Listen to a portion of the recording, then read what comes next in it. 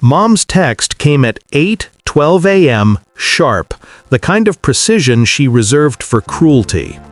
"We're doing Mother's Day with just the well-behaved kids this year. Yours can skip it." No emojis, just that. My daughter was standing beside me, holding the phone before I could take it back. She didn't understand every word, but she knew enough. Her eyes went glassy, bottom lip trembling. I told her it was fine, that Grandma was just tired, but she started crying anyway. I texted back one word: understood. Then I opened my banking app and canceled my card. The family group chat lit up minutes later. Selfies at the restaurant, my mother's wrinkled grin, my sister's filtered perfection. Champagne glasses raised. My daughter's absence edited out with surgical precision. They had no idea what was coming. I used to believe my mother loved control because it kept the family together. That's what she told us growing up. Structure is love.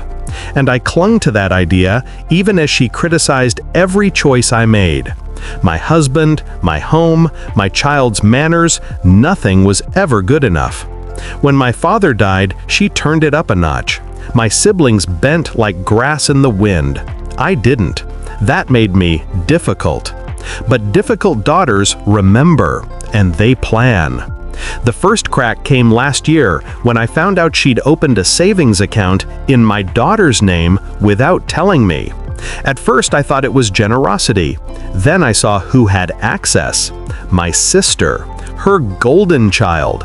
It wasn't about money, it was about control, about keeping score, about reminding me that even my daughter's future wasn't mine to protect. That was the moment the switch flipped. I didn't explode, I didn't confront, I started watching.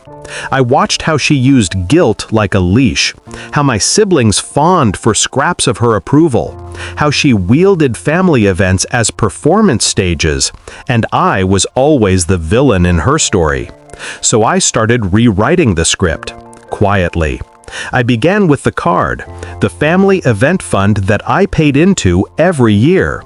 My money booked her dinners, bought her gifts, fueled her illusions of harmony. So I canceled it. Without that card, her fancy Mother's Day booking, the one she bragged about for weeks, was suddenly unpaid. Then I checked the venue. I knew the manager. My husband used to work with him. I explained the situation delicately.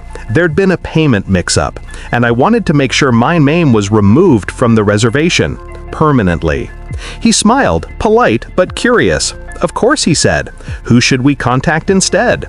I gave him my sister's number, and then I waited. At 2:14 p.m., the first message came through.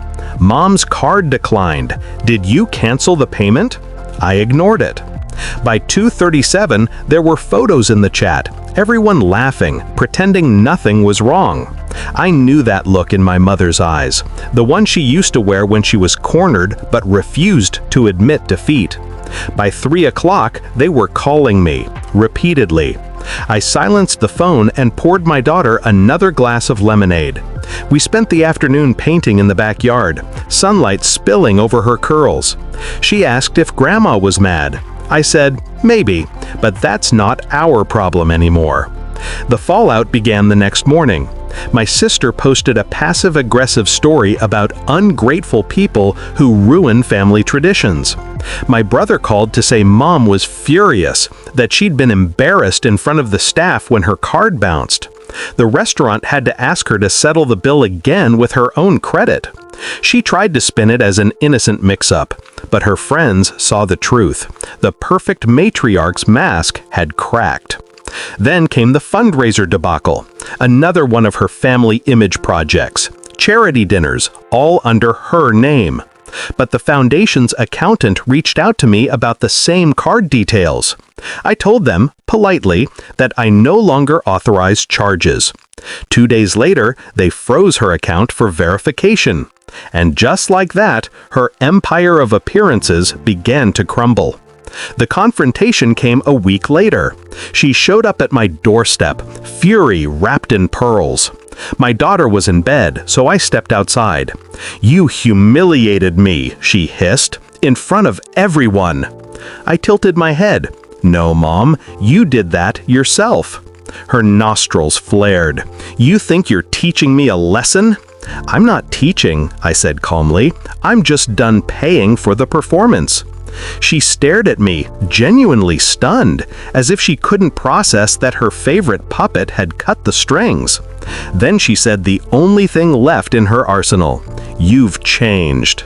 I smiled. No, I just stopped apologizing. That night, I poured myself a drink and scrolled through the group chat one last time.